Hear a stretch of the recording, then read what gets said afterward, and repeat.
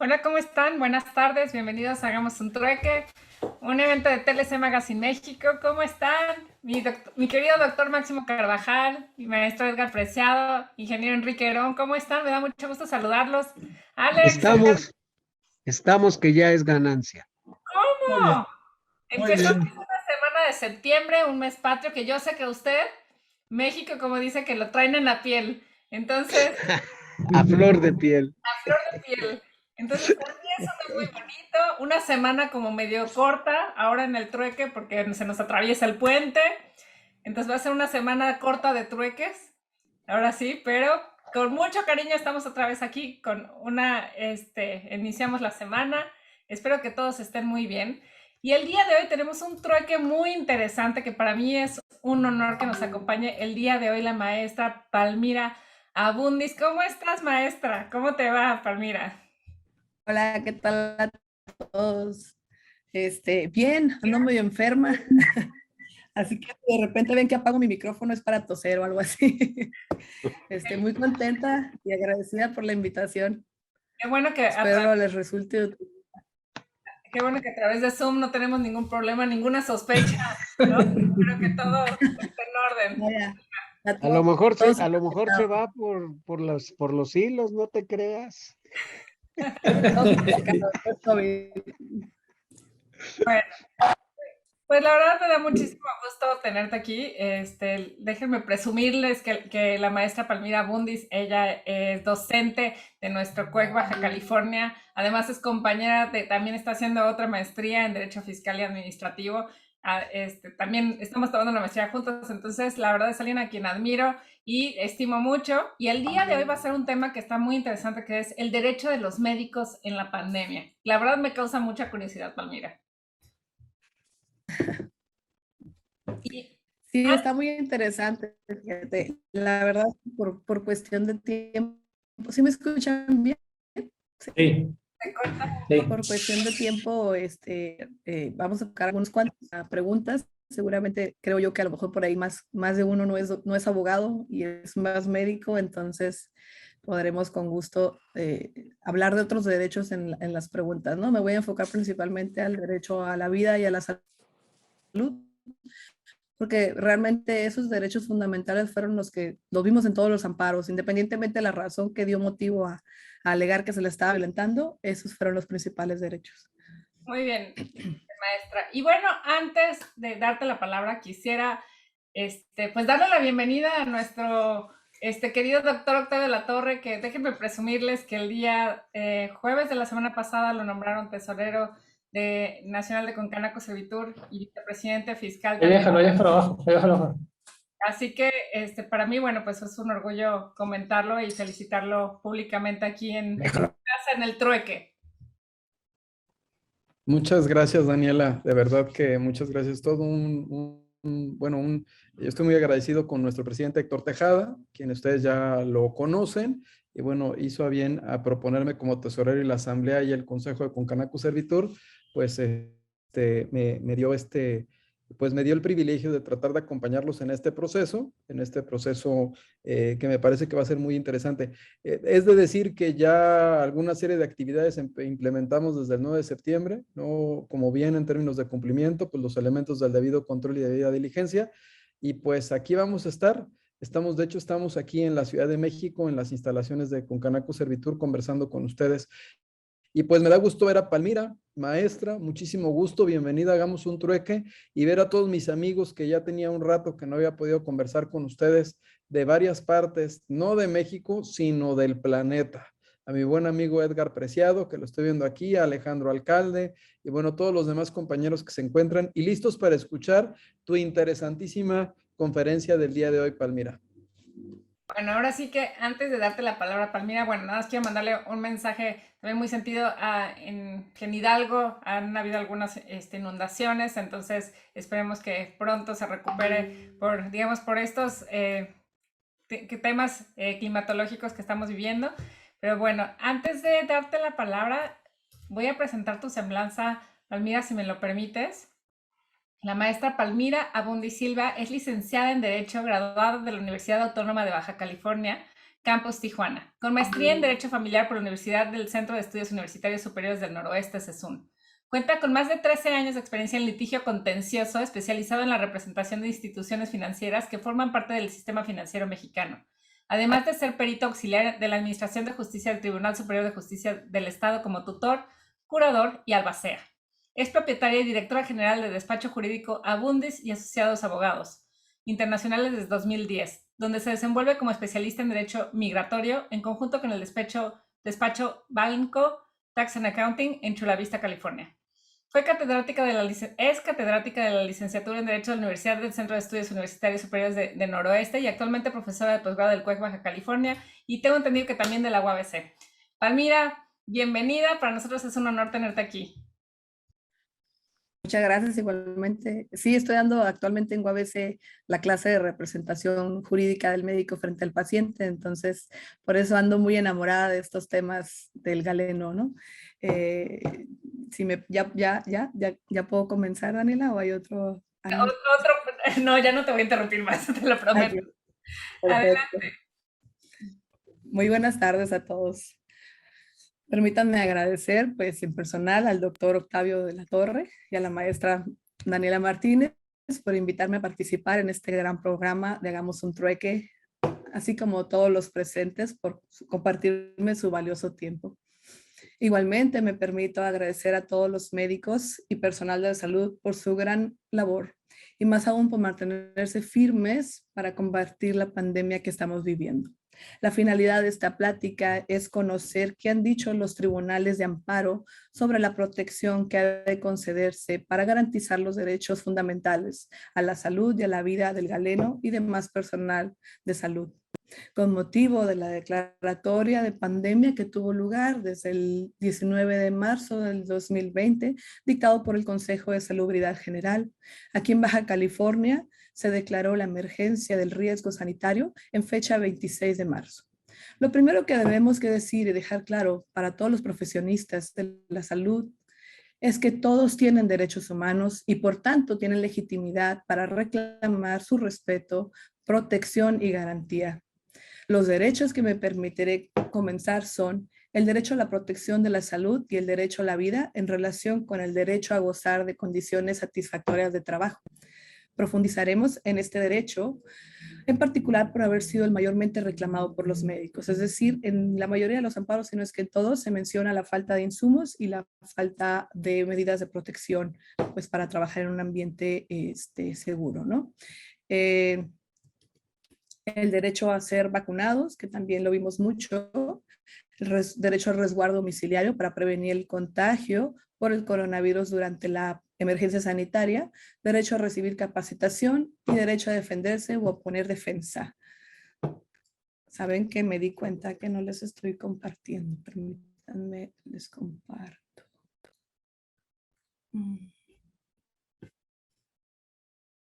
Bueno, me la voy a llevar así porque no, para no trazarnos, ¿no? Y Pero no te preocupes, no comparte, no, con calma, con calma. Ahí tienes abajo compartir pantalla.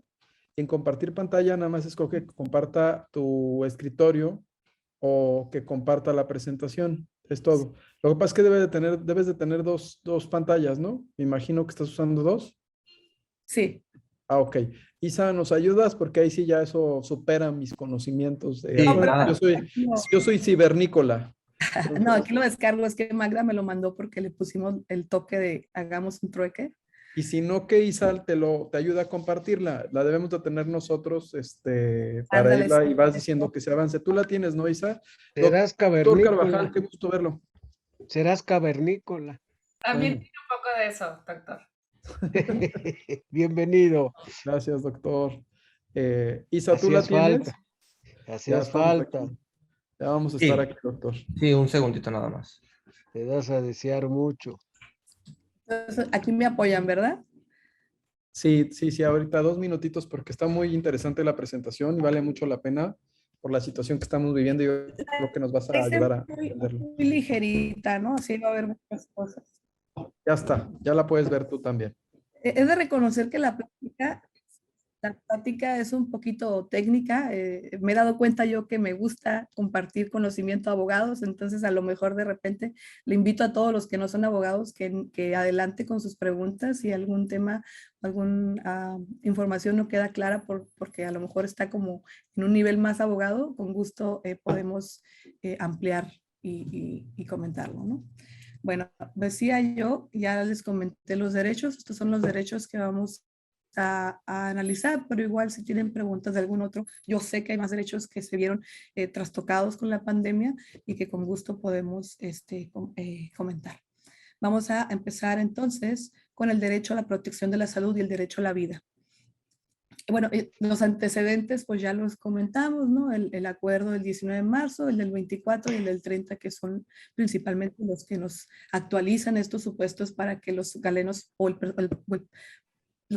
el personal trabajador de la salud pueda reclamar sus derechos. Cuando, y es una aclaración que estaría oportuna que la haga desde ahorita, cuando digo galeno o médicos, no se entienda que lo limito nada más a médicos, sino que también estos derechos y los reclamos que vamos a ver pueden ser opuestos por enfermeros, por auxiliares, por técnicos, por cualquier persona que sea posible o enfermos o en recuperación de la enfermedad, ¿no?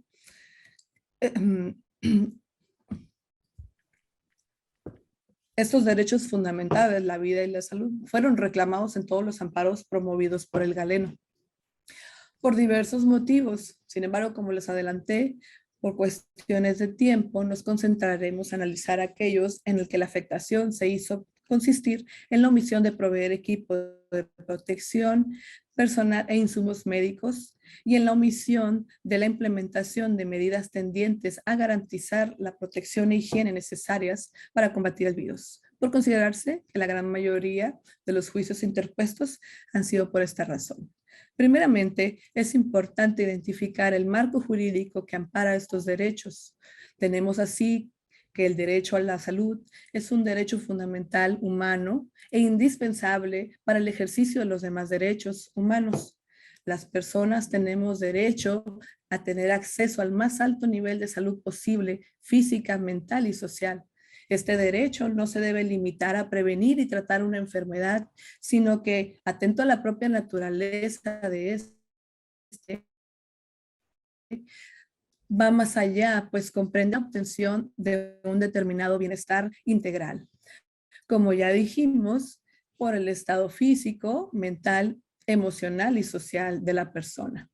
Este derecho se advierte en diversos instrumentos internacionales de derechos humanos.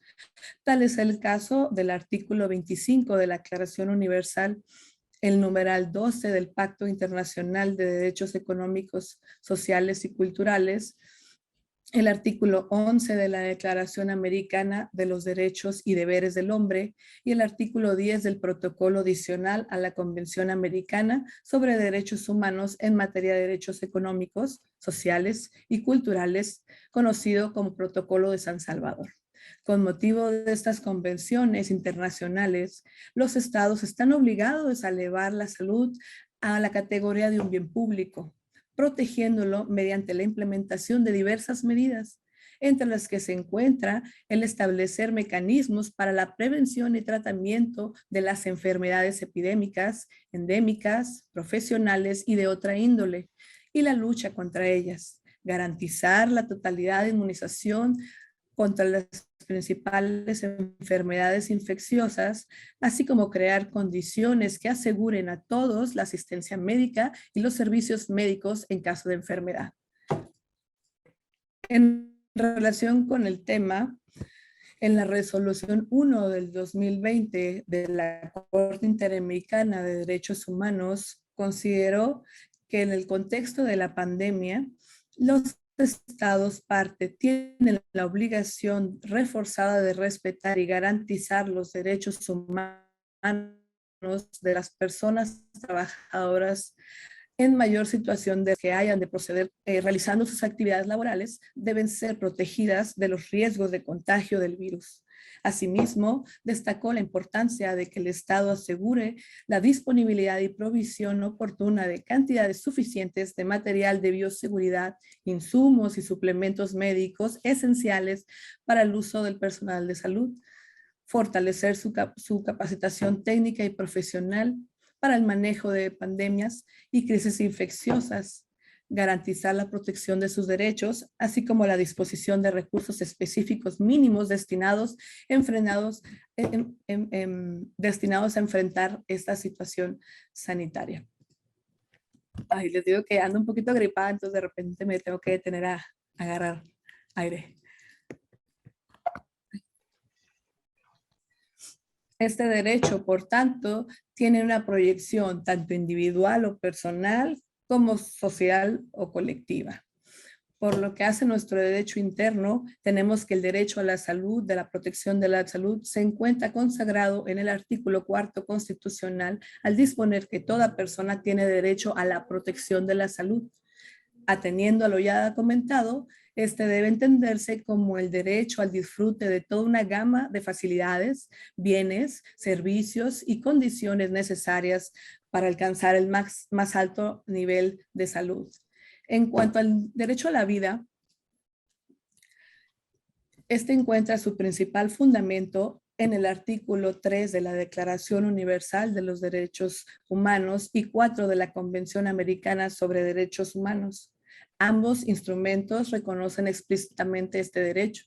En nuestro derecho interno, en la Constitución, lo encontramos en el artículo 29, al disponer que el derecho a la salud, a la vida no podrá restringirse ni suspenderse ni siquiera en casos de excepción. En cuanto a las condiciones, esto fue en cuanto al derecho a la vida. En cuanto a las condiciones satisfactorias de trabajo a que tiene derecho todo trabajador, estas se consignan en el artículo 23 de la Declaración Universal de los Derechos Humanos, así como en la Declaración Americana de los Derechos y Deberes del Hombre en su artículo 14. También lo encontramos en el Pacto Internacional de Derechos Económicos, Sociales y Culturales, que reconoce el derecho de toda persona al goce de condiciones de trabajo equitativas y satisfactorias que le aseguren la higiene y seguridad de la seguridad en el trabajo. En sentido similar, encontramos al Protocolo de San Salvador en su artículo 7. México reconoce este derecho en su artículo 123 constitucional, fracción 15ª, y en la Ley Federal del Trabajo en su artículo 3. Por todo lo anterior, podemos concluir prima facie que la violación al derecho a la salud y a la vida se actualiza desde el momento en que los trabajadores no cuentan con todas las medidas de seguridad necesarias y suficientes, sin importar si estas unidades médicas son públicas o privadas. Aquí me gustaría también aclarar que, si no es que en todos, la mayoría de los amparos fue personal de institución. El tinte o la inclinación de la práctica va a ser enfocada a personal de hospitales públicos, ¿no?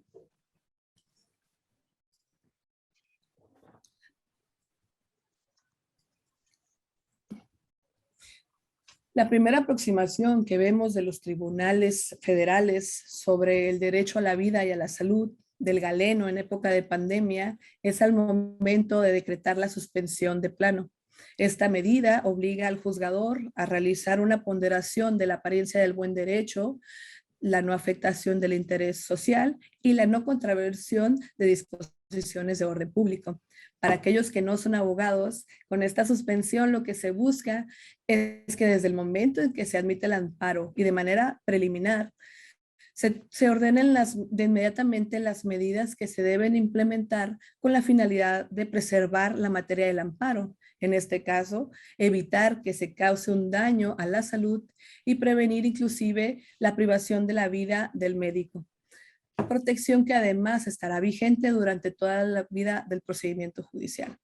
Resulta de suma relevancia obtener esta protección provisional, pues de nada serviría que solicitemos el amparo, que al menos su tramitación es como de 3 a 6 meses y se me hace decir poco, y que si el facultativo debe continuar trabajando en las condiciones de las cuales se adolece. Seguramente para cuando se resuelva este recurso o este juicio, el médico ya habrá sufrido un daño significativo en su salud y en el peor de los casos, pues habrá perdido la vida.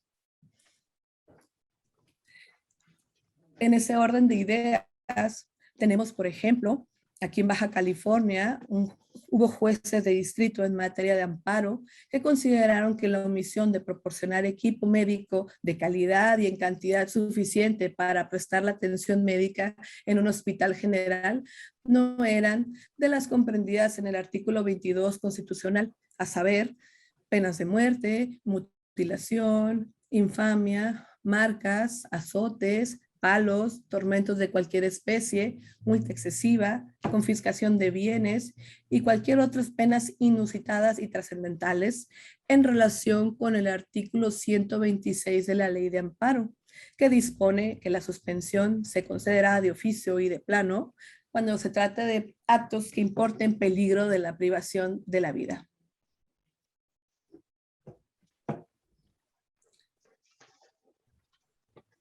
Esta determinación fue posteriormente revocada mediante el recurso de queja, resuelto por el sexto tribunal colegiado del 15º circuito. Al considerar que este tipo de omisiones sí son de aquellas que ameritan la protección, la medida provisional urgente, pues tras una interpretación del artículo 126 amplia en apego al principio pro persona, dispuesto en el artículo 1 constitucional, se debe concluir que la expresión el peligro de privación de la vida se actualiza también en casos en los que la omisión reclamada pueda afectar la salud de la parte quejosa hasta el grado de poner en riesgo su vida.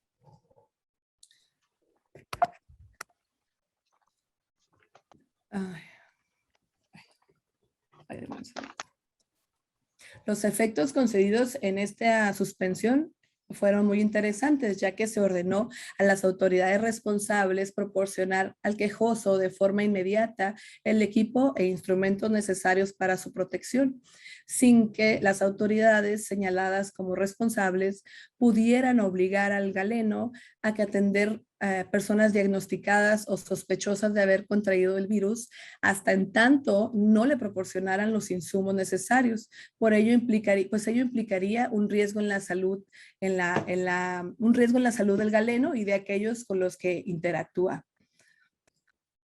En otro colegiado tenemos el primer tribunal colegiado en materia penal y administrativa del 17º circuito, quien ha creado jurisprudencia en el sentido de considerar que sí se debe otorgar la suspensión de oficio y de plano para que las autoridades de salud dicten las medidas urgentes y esenciales para poner los insumos a los médicos. Ambos colegiados apuntaron que la salud de los médicos en el contexto estudiado no se contrapone al interés social ni al orden público.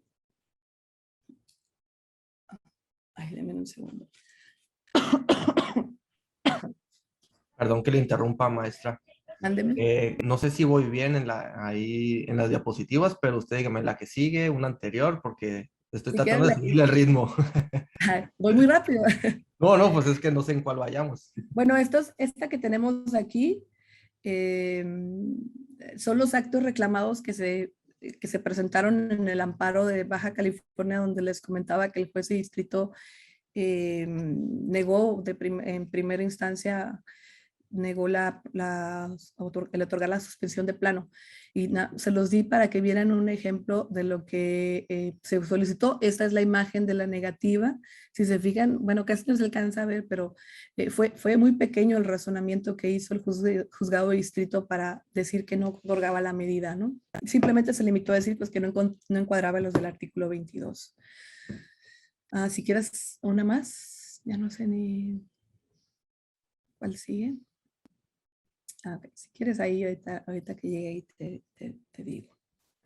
Entonces decía que ambos colegiados apuntaron que el derecho del galeno la salud del galeno en el contexto estudiado de pandemia no se contrapone al interés social ni al orden público, ya que el buscar proteger al galeno también tiene como consecuencia proteger el derecho a la salud y a la vida de la colectividad que acude a su atención médica, así como de todos aquellos con los que el médico convive, ¿no?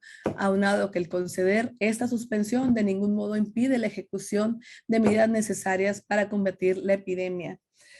Por el contrario, se consideró que le auxilia a su fin, pues busca proteger la integridad del sistema de salud y la continuidad de los servicios esenciales en esta materia. En cuanto al peligro de la demora, es un hecho notorio en términos del artículo 88 del Código Federal de Procedimientos Civiles de aplicación supletoria a la Ley de Amparo, que la aludida enfermedad infecciosa respiratoria denominada COVID-19 es causada por un virus que puede producir neumonía y la muerte y se propaga por contacto directo, 1 metro de distancia cuando la persona infectada tose o estornuda, o por contacto con sus gotículas respiratorias. Algunos tribunales tomaron en consideración las estadísticas del personal de la salud que periódicamente publica la Secretaría de Salud, refiriéndose a estas como alarmantes. Y estas son las imágenes, las siguientes 3 imágenes que vamos a ver son estadísticas al 30 de agosto del 2021, emitidas por la Secretaría de Salud. Aquí podemos ver que entre 2020 y 2021, 267.241 trabajadores de este sector, el sector de salud, no exclusivamente médicos, pero sí el sector de salud, han contraído la enfermedad, de los cuales lamentablemente 4.286 son defunciones confirmadas. Para el 30 de agosto del 2021, el 3.6% de los casos activos, si quieren le damos una más, en todo el país correspondía al personal de salud. El 3.6% de esos 200 y tantos mil son del personal de salud. Aquí en esta gráfica podemos apreciar que las personas que más riesgo o más contagios tuvieron fueron las enfermeras o enfermeros, que también para ellos toda esta plática aplica, todos estos derechos son aplicados. De hecho, hay amparos, al final les voy a decir las sentencias que consulté, que son promovidos por personal de enfermería, no específicamente médicos, pero vaya, la protección va encaminada a lo mismo, ¿no? Médicos, vemos que el 25.5% de esos 267,000 pues corresponde a médicos, ¿no? ¿Me apoyas con la que sigue, por favor?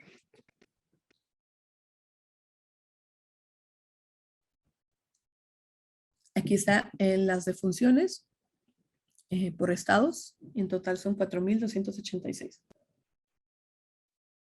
Entonces, en la mayoría de los amparos, ya sea para otorgar la medida o para resolver el fondo, tomaron en consideración para considerar pues que efectivamente se pone en riesgo la salud y la vida, las estadísticas estas. Esas son al 30 de agosto del 2021, pero me parece que cada mes o cada 15 días lo está publicando la Secretaría. En este sentido, quedó claro el potencial de la pandemia para afectar gravemente el derecho a la salud directo o indirectamente por el riesgo sanitario inherente a la transmisión y adquisición de la infección ante la exposición sobre el personal de salud. En conclusión, se debe dar preferencia al derecho a la salud y por ende al derecho a la vida sobre el de la colectividad. La satisfacción al interés social y disposiciones de orden público no pueden acontecer desproporcionadamente en relación con los derechos humanos que se encuentran en tensión, especialmente cuando derivado de los autos autoritarios reclamados y sus efectos, pues se vacía de contenido normativo el núcleo esencial de los mismos, lo que vuelve nugatoria su salvaguardia constitucional. Por todo ello, cuando se reclame la protección al derecho a la salud y como consecuencia el derecho a la vida del facultativo, por la omisión de la autoridad sanitaria a proporcionarle los insumos necesarios para dar la atención médica, así como para que se implementen las normas de seguridad e higiene, la concesión de la suspensión de oficio y de plano, así como la protección constitucional, deben ser procedentes. Aquí pueden ver la sentencia del amparo indirecto 391 del 2020, resuelta por el Juzgado Sexto Distrito en el Estado de Baja California, donde se concede el amparo, ¿no? Si alguno de ustedes quisiera consultar a fondo los razonamientos, pues pueden consultar esa sentencia. Amparo indirecto 391 del 2020. Todavía no llegamos a esa, si quieres regrésate una para no confundirnos. Cabe decir además que la protección constitucional debe concederse con independencia de la escasez mundial del equipo médico, ya que el Estado mexicano se encuentra obligado a adoptar medidas hasta el máximo de sus recursos que dispone para lograr progresivamente, por todos los medios apropiados, la plena efectividad de los derechos económicos, sociales y culturales, acorde al artículo 2 del pacto y de conformidad con la observación 14 del Comité de Derechos Económicos, Sociales y Culturales de 11 de agosto del 2000. Y si el Estado aduce una falta de recursos, incumple con la plena realización del derecho al nivel más alto posible de salud, o bien no asegura los niveles esenciales de este, corresponde al Estado no solo comprobar dicha situación, sino que además debe acreditar que ha realizado todos los esfuerzos posibles para utilizar los recursos que están a su disposición. Entonces, pues aquí nos dice los jueces de amparo que para empezar, el Estado tiene que comprobar que nos proporcionó o que proporcionó al personal de salud los insumos necesarios, que tiene las medidas de seguridad e higiene establecidas. No lo tiene que demostrar el promovente del amparo, lo tiene que demostrar la autoridad. Y si, por ejemplo, en algunos amparos las autoridades reclamaron que no había suficientes insumos, o, por ejemplo, había unos enfermeros que promovieron amparo y decía la autoridad, que en este caso creo que era el IMSS, el director del IMSS decía que el darles equipos a ellos que no estaban tan en contacto, o sea, estaban en contacto, pero no tan en contacto, pues entonces rompía con los planes del IMSS o de las instituciones para el uso controlado, digámosle, de los pocos insumos que alegan tenían, ¿no? Entonces la autoridad dice, es irrelevante, tu Estado tienes la obligación de hacer uso de todos los recursos que tengas como Estado para garantizar este derecho. Y bueno, aquí surge la pregunta, y que la voy a dejar porque yo no me voy a meter a cuestiones de política. ¿Hay o no hay recursos?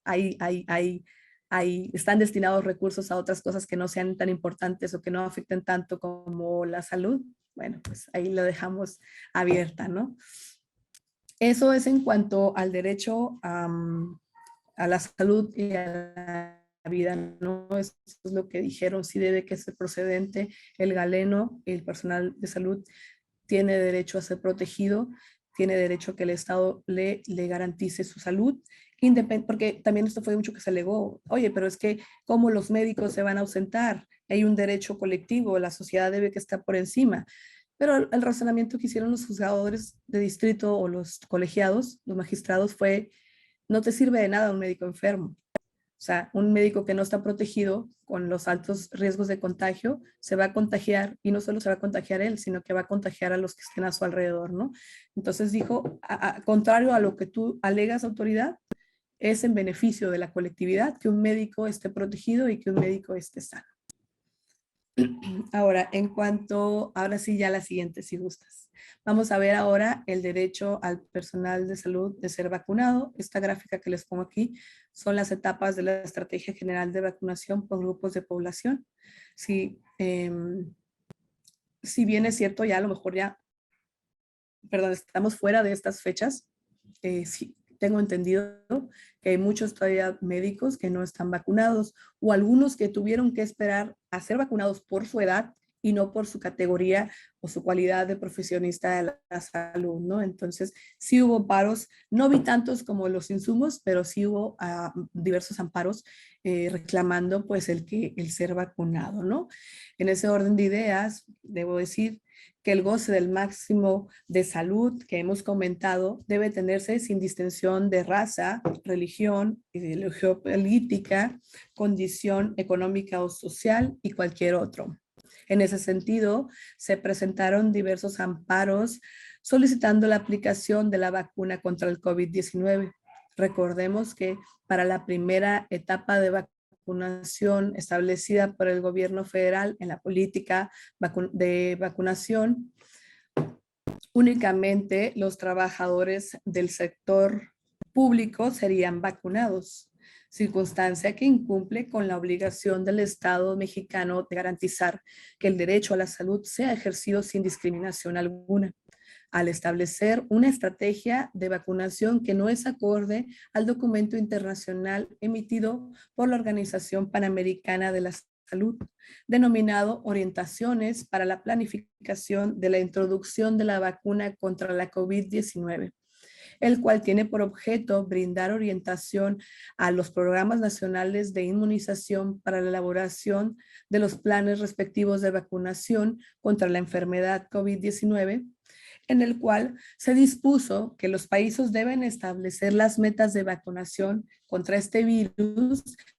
teniendo en cuenta la situación epidemiológica, las poblaciones que corren mayor riesgo y el acceso a la vacuna. Luego entonces no se encontró justificación para excluir de la primera etapa de vacunación a los trabajadores de la salud que prestan sus servicios en instituciones privadas o de manera independiente y que atienden a pacientes con síntomas infectados o en riesgo de recuperación del virus, siendo que estos pues también forman parte de los servicios de salud. En este orden de ideas, cabe decir que en septiembre del 2020 se emitió por el Grupo de Expertos de Asesoramiento Estratégico de la Organización Mundial de la Salud el marco para la asignación y priorización de la vacunación contra el COVID-19, donde se estableció que las vacunas contra la COVID-19 deben ser un bien público mundial y que se debe proteger a quienes soportan cargas y riesgos significativos adicionales derivados de la COVID-19 para proteger el bienestar de los demás, en especial de los trabajadores y otros trabajadores esenciales, perdón, los trabajadores de la salud y otros trabajadores esenciales. Esta misma disposición la encontramos en la resolución Las vacunas contra el COVID-19 en el marco de las obligaciones interamericanas de derechos humanos 1 del 2021, adoptada por la Comisión Internacional de Derechos Humanos el 6 de abril del 2021, en la cual nuevamente se recomendó a los estados priorizar la inoculación de las personas con mayor riesgo de contagio y a quienes experimentan un mayor riesgo frente a la pandemia, en tanto es superado el contexto de escasez y las limitaciones de su acceso. Por ello, se concluyó en los amparos promovidos que en el caso de reclamar el derecho a ser vacunado por cualquier personal de salud, deberá ser procedente conceder la protección para el efecto de que las autoridades responsables realicen las acciones necesarias para que se aplique de manera inmediata la vacuna. Entonces, en este tipo de reclamos, pues todas las disposiciones internacionales que se han emitido a partir de la pandemia, pues han dicho que, si me ayudas con la siguiente laminita, han dicho que el personal de salud pues es un personal que se encuentra en riesgo y por tanto tiene derecho a ser vacunado o que sea de los primeros que sean vacunados, que resulta discriminatorio que el Estado, y sí, realmente no, que yo recuerde y que lo que yo estuve estudiando, pues no hay una justificación que amerite esa distinción que hizo el Estado, más que pues, no sé, mera discriminación. Ok. Siguiente, por favor. Siguiente laminita.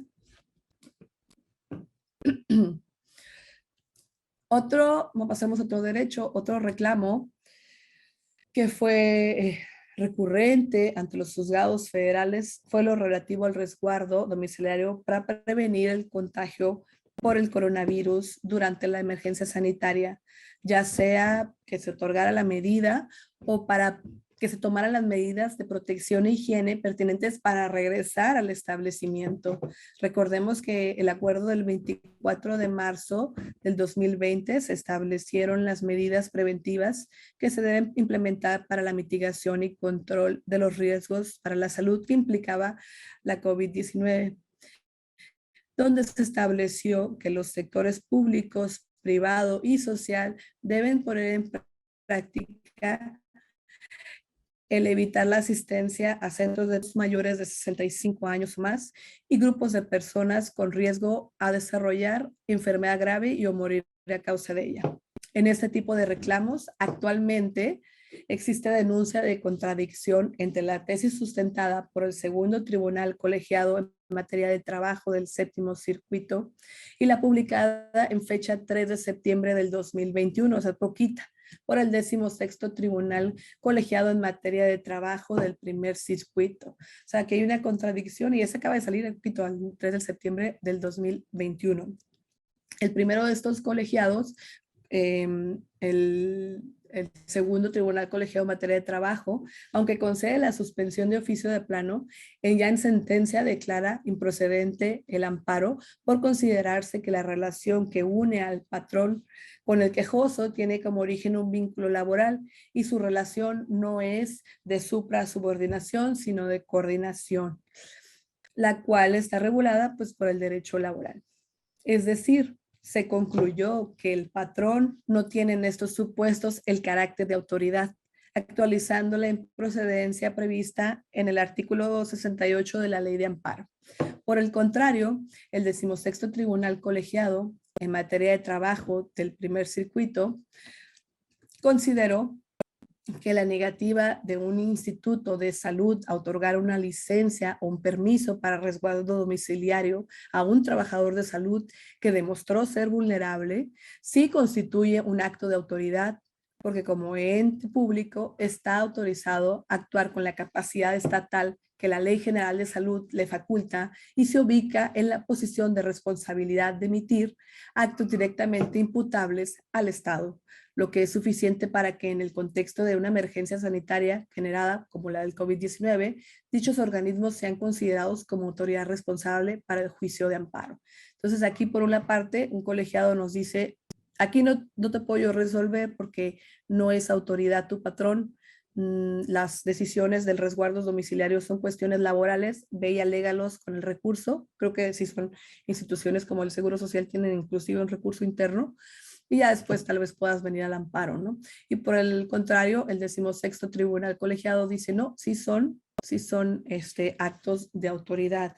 Estaremos pendientes de cómo resuelve la segunda sala de la Suprema Corte de Justicia, que es a la que le toca resolver. Son 3 denuncias existentes. En lo personal, considero que el criterio que debe prevalecer es el del 16º Tribunal Colegiado en materia del trabajo del primer circuito, atendiendo a que los artículos 3º en sus fracciones primera, segunda y 15ª, artículos 5 y 135 de la Ley General de Salud, establecen que la organización, control y vigilancia de la prestación de servicios, la atención médica y la prevención de enfermedades transmisibles como el virus COVID-19 son materia de salubridad general en el marco del Sistema Nacional de Salud. Y por ello considero que sus determinaciones para combatir la pandemia son administrativas y por tanto sí colocan a la autoridad en una posición de supra-subordinación respecto al médico o al personal de la salud. Permítanme un segundo.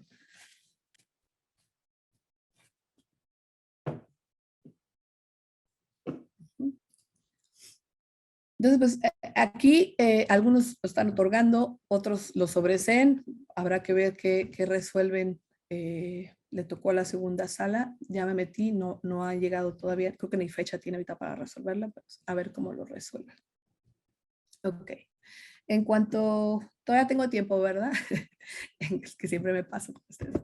En cuanto a la derecho a recibir capacitación. Las empresas, cualquiera que sea su actividad, están obligadas a proporcionar a sus trabajadores capacitación y adiestramiento para el trabajo, de conformidad con el artículo 123 constitucional, fracción 13ª, así como el artículo 2 de la Ley Federal del Trabajo. En materia de salud, la Secretaría de Salud y los gobiernos de las entidades federativas con sus respectivos ámbitos de competencia, están obligados a promover actividades tendientes a la formación, capacitación y actualización de los recursos humanos que se requieran para la satisfacción de las necesidades del país en materia de salud. de conformidad con el artículo 90 de la Ley General de Salud.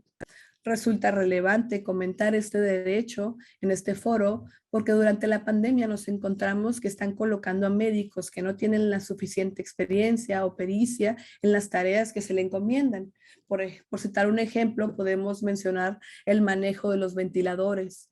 José Elizalde, jefe del Servicio de Neumología del Instituto Nacional de Ciencias Médicas y Nutrición, en una entrevista para el periódico El Reforma, dijo que los ventiladores tienen un nivel de complejidad muy alto y que se requiere una experiencia impresionante para manejarlos, además de que refiere que los especialistas en el uso de estos equipos no son suficientes para la demanda que exige esta pandemia. La falta de capacitación conlleva un mayor riesgo de generar al paciente un daño que no tiene obligación de soportar, lo que nos lleva a cuestionamientos: ¿qué tanta responsabilidad se le puede atribuir a un médico que fue colocado en el contexto de una pandemia en un área para la cual no cuenta con la capacitación o experiencia necesaria? Entonces, hay responsabilidad para el médico, estamos hablando de error, estamos hablando de mala práctica, y son cuestionamientos. Me di a la tarea de buscar, no encontré todavía, como que todavía no llegamos a estos cuestionamientos, y ver cómo van a resolver. Ya lo iremos viendo.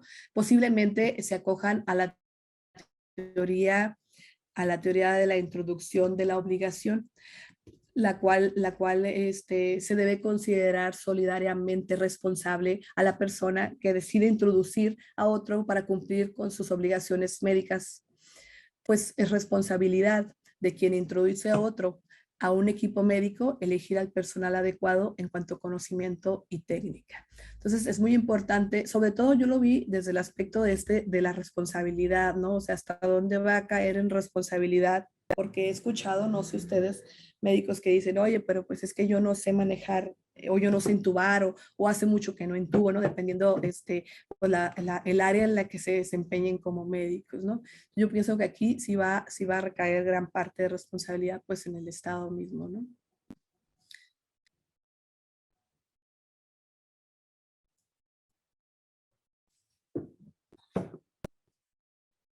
Y por último, el último derecho que traigo aquí para ustedes es el derecho a defenderse y al debido proceso. Este es un derecho fundamental, reconocido en la Constitución y en los tratados internacionales. Es parte del debido proceso y requisito esencial de validez en cualquier procedimiento. Si quiere le cambiamos de... Esa ya no, esa laminita, es que nunca me sigo las laminitas. La pasada me apoyas nomás para comentarles a razón de que era. Esta era para que identifiquemos que inclusive el gobierno del estado dijo que los médicos, las enfermeras, los dentistas y los laboratoristas son de los que están en mayor riesgo. Por tanto, era su derecho pues que los vacunaran inmediatamente, ¿no? La que sigue, es el decreto, es el acuerdo que se emitió. Ese ya lo pasó. Ah, sí, derecho a defenderse. Aquí estamos. Ok. Sí, está bien. Entonces, en cuanto al derecho a defenderse del galeno, pues encontramos que cuenta con diversos medios para hacer valer y respetar sus derechos. Si lo que busca es evitar violaciones a los derechos humanos o las garantías reconocidas a su favor que impliquen un peligro en la demora, lo más recomendable es acudir al juicio de amparo por ser el medio idóneo para obtener de manera inmediata una medida de protección que evite que el derecho que se busca proteger se vacíe de contenido. También puede acudir a la Comisión Nacional de Derechos Humanos o su correlativa en los estados a presentar una queja con la expectativa de que eventualmente la comisión emita una recomendación al estado, y aunque no es un órgano jurisdiccional, sus recomendaciones han resultado relevantes y trascendentales para lograr la protección de los derechos humanos. Que por ahí sí hubo unas recomendaciones en pandemia que emitió la Comisión Nacional de Derechos Humanos en cuanto al derecho a la salud, a la vida, a las vacunas y los insumos. Tenemos también al Consejo Nacional para Prevenir la Discriminación, como ya veo que ya estamos cerquita, no me las voy a mencionar, el Consejo Nacional para Prevenir la Discriminación. Por ejemplo, hubo médicos que no los dejaban subir al transporte público, que incluso los desalojaron de sus viviendas, se estigmatizó, se condenó al médico con esta idea de que iba a contagiar a los demás, ¿no? Entonces, si los médicos fueron discriminados de esta manera, pues pueden acudir a la CONAPRED. También tenemos a la CONAMED, que es la Comisión Nacional de Arbitraje Médico, y esta pues busca solucionar de una manera amigable los conflictos entre los usuarios del servicio médico y los prestadores de estos, ¿no?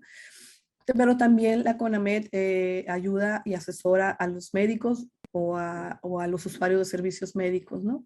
También si el galeno considera que se actualiza en su perjuicio un delito, pues puede acudir a la fiscalía que le corresponda a presentar su denuncia. Por último, también podemos encontrar el Tribunal Federal de Justicia Administrativa o los correlativos en los estados, cuya labor sí es jurisdiccional y abarca la solución de controversias entre particulares y el gobierno federal en el ámbito administrativo. Bueno, en el gobierno federal, y si es estatal, pues en el ámbito estatal, ¿no? Aquí, por ejemplo, los médicos podrían acudir a pelear cuestiones administrativas, a lo mejor si le ponen una falta no grave o cuestiones así, pueden combatirlo en ese tribunal.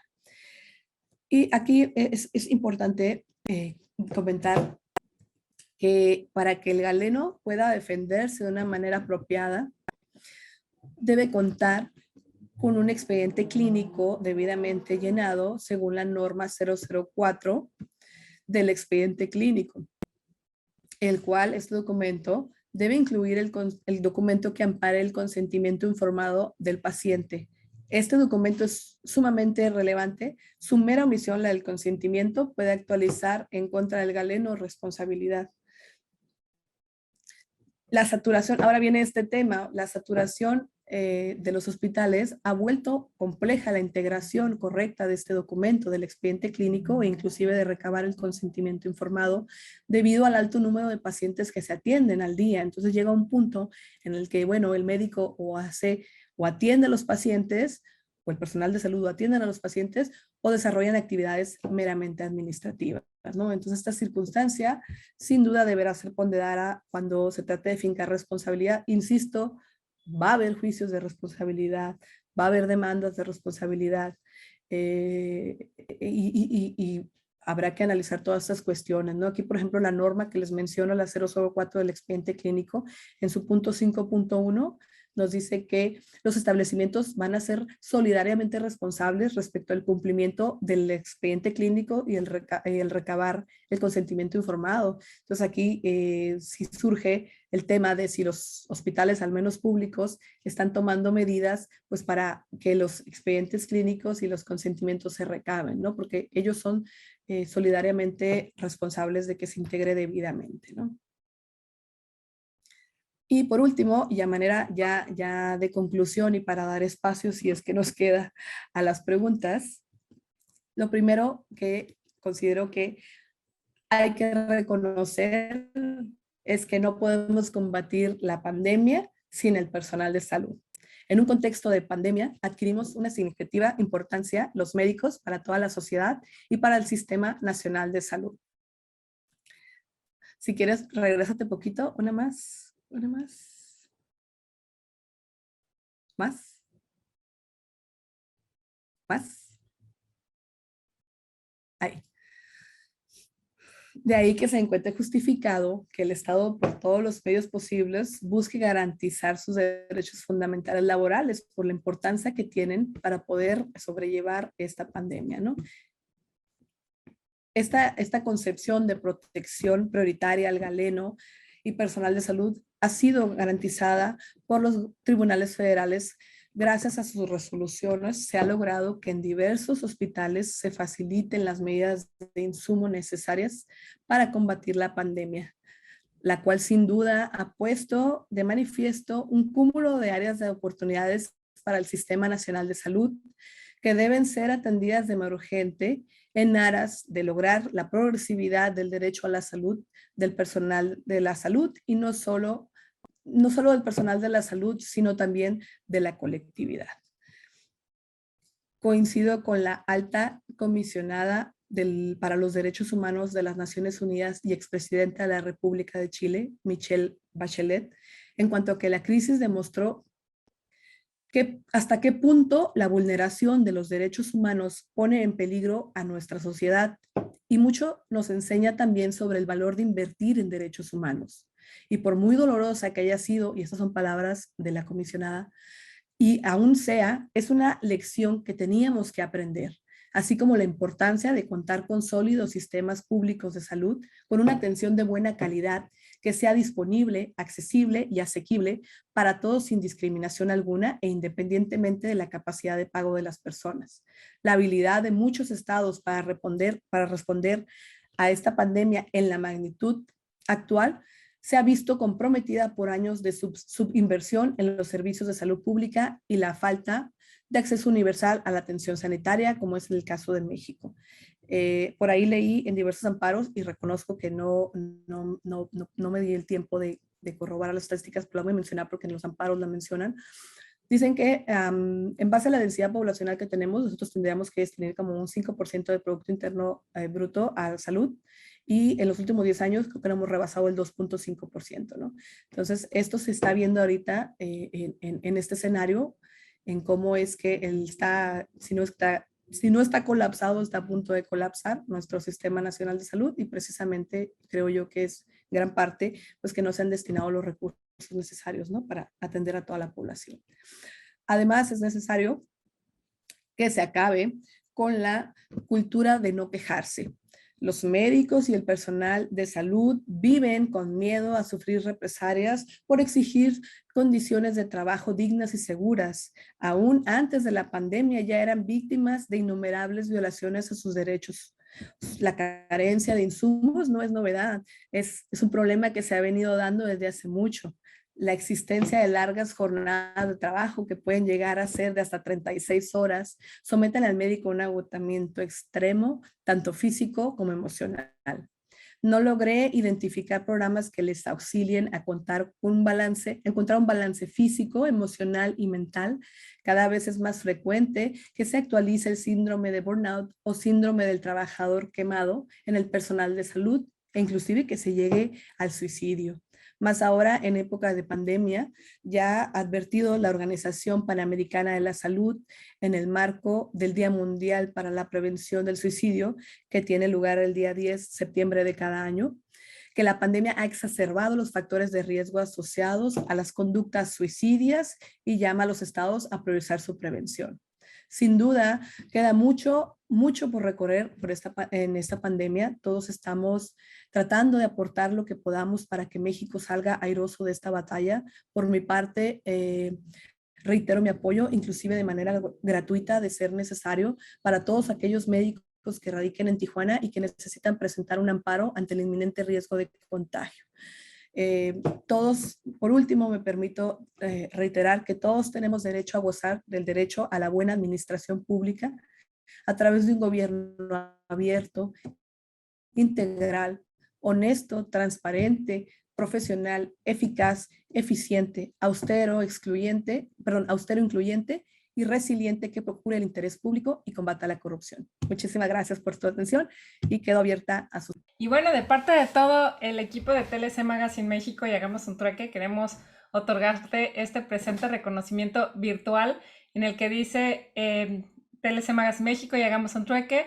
Le otorga el presente reconocimiento a la maestra Palmira Abundis Silva por hacer un trueque en la plática virtual con el tema El derecho de los médicos en la pandemia, el día 13 de septiembre del 2021. En verdad, muy interesante tu plática. Muchas gracias.